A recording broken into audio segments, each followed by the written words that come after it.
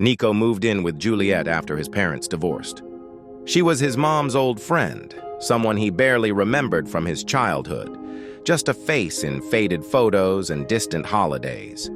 Now, at 19, with nowhere to go, he found himself sleeping in her guest room at the far end of her quiet, lavender-scented house.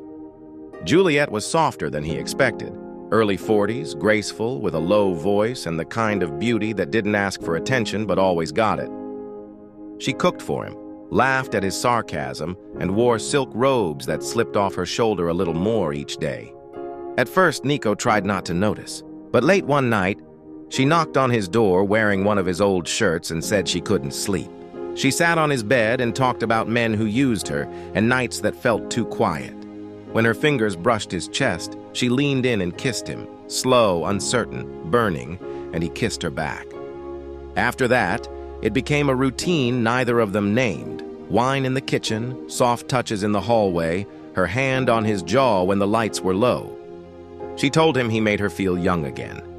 He didn't tell her how much she made him feel like someone new, but the silence between them began to stretch. She got possessive, jealous, cagey. One afternoon while she was out, he found a box hidden in her closet. Inside were old photos of Juliet with a man Nico instantly recognized, his father.